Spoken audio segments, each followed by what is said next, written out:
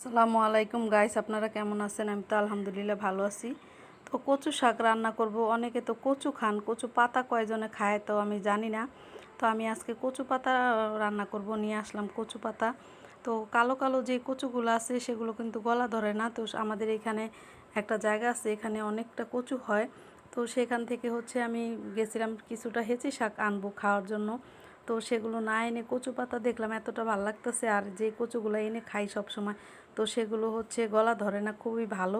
তো সেই কচু থেকে পাতাগুলো নিয়ে আসলাম। তো আমার সাথে এক ভাবি ছিল, ভাবি বলতেছে কচু পাতা কখনো খায় না কি জানি না। আমি বলছি হ্যাঁ খায়, অনেকটা মজা। তো কচু পাতাটা নিয়ে আসলাম, এনে ধুয়ে ভালোভাবে আস্ত ধুয়ে নিয়েছি, কারণ হাতটা চুলকাতে পারে, যদি কুটে ধুই তাহলে হাত চুলকাতে পারে। আর যেই কচু হাত চুলকাবে সেই কচু কখনো গলা ধরবে না, একটা কথা মনে রাখবেন। তো হাত চুলকানি। তো আমি কচুটাকে আস্ত পাতাগুলোকে ভালোভাবে বল দিয়ে বেশি করে পানি নিয়ে বলের ভিতরে ধুয়ে নিছি। তো কচুটাকে লবণ দিয়ে সেদ্ধ করে কচুর পাতাটার পানিটা আমি ফেলে দিছি, ফেলে দিয়ে এখানে বাগার দিয়ে নেব। তো এতটা মজা হয়েছিল কচুটা, মানে কি বলবো, আমি ভাবতেই পারিনি এতটা টেস্টি হবে। তো আমি ভাবছি মাছের মাথা দেইনি, কোনো কিছু দেইনি, এমনিতেই ভাজি করতেছি, কচু পাতা কীরকম লাগবে জানি। তো কচু পাতা খাওয়া কিন্তু অনেক ভালো, কচু শাক খাওয়া ভালো, অনেকটা জানেন আপনারা। দুধ খাওয়ার কচু শাক খাওয়া সমান, মানে এতটাই ভালো। তো আমি ভাবলাম যে রক্ত হয় কচু শাক খেলে, নাকি রক্ত পরিষ্কার হয় শুনেছি। তো সেজন্য ভাবলাম যে নিয়ে যাই, কচু শাকটা খেলে তো উপকার আছে। তো এখানে কয়েকটা শুকনো মরিচ দিছি, আর রসুনটাকে আমি থেতো করে বাগারে দিয়ে দিছি, আর বেশি করে একটু পেঁয়াজ দিছি। কচু শাকে কিন্তু প্রচুর পরিমাণে তেল লাগে আর রসুন পেঁয়াজ লাগে, কম হলে কিন্তু একটু মজা হবে না, আপনার খেয়ে কিন্তু মজা পাবেন না। তো যারাই কচু শাক খাবেন বেশি করে পেঁয়াজ রসুন দিবেন, আর তেলের পরিমাণটা একটু বেশি দিবেন, তাহলে কিন্তু খেতে ভীষণ ভালো লাগবে।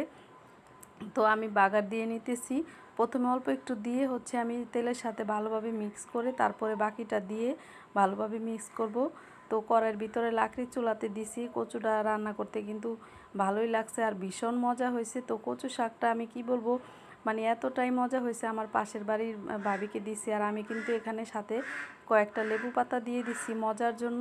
লেবু পাতাটা দেওয়াতে কিন্তু আরও টেস্ট হয়েছে। তো আপনারা বলবেন কচু শাকে কখনো লেবু পাতা দিয়ে খেতে দেখিনি, আপনারা একবার ট্রাই করে দেখতে পারেন, এতটা টেস্টি হয় লেবু পাতা দিলে কি বলবো। তো যাই হোক, ভিডিওটা কেমন লাগলো কমেন্ট করে জানাবেন, ভালো লাগলে শেয়ার করে দিবেন, লাইক দিবেন, সাবস্ক্রাইব দিবেন, আর পেজে দেখে থাকলে ফলো দিয়ে লাইক দিয়ে সাথেই থাকবেন। তো আমি এখানে কি দিছি সেটা ভাবতেছেন সবাই, যে এখানে কি দিল, কিসের মশলাটা দিল, কচু শাকে তো কখনো কোনো মশলা দেওয়া যায় না। তো আমি এখানে সামান্য একটু গরম মশলা দিয়ে দিছিলাম, যাতে টেস্টটা ভালো আসে। তো দেওয়ার পরে আমি কখনো দেইনি, কিন্তু আজকে নিজে থেকেই বললাম যে দিয়ে দেখি কীরকম লাগে। আসলে দেওয়ার পরে টেস্টটা দ্বিগুণ বেড়ে গেছে, কচু শাকে কখনো খাইনি গরম মশলা, তো আজকে প্রথম দিলাম, দেওয়ার পরে দেখলাম অনেকটাই মজা হয়েছে। তো যাই হোক, কচু শাকের ভাজিটা প্রায় হয়ে আসছে আমার, লবণ দিয়ে দিলাম, একটু লবণ কম হয়েছে, সিদ্ধ করার সময় লবণ দিছি কিন্তু ওখানে তো পানিটা ফেলে দিছি, তো সেজন্য আরও একটু লবণ দিয়ে দিলাম। লবণ দেওয়ার পরে ভালোভাবে একটু, কচু শাক কিন্তু ভাজা ভাজা করতে হয়, অনেকটা সময় লাগে কচু শাক হতে, আর আমি লাকড়ি চুলায় করছি সেজন্য আমার বেশি একটা টাইম লাগেনি। তো লাকড়ি চুলায় করলে তাড়াতাড়ি পানিটা শুকিয়ে যায়, আর যত ভাজা ভাজা করবেন আপনি ততই কিন্তু খেতে মজা হবে কচু শাক। আর আপনি যদি একটু পরিমাণও পানি থাকে, ভেজা ভেজা থাকে, তাহলে কিন্তু একটু মজা হবে না, খেতে টেস্ট হবে না।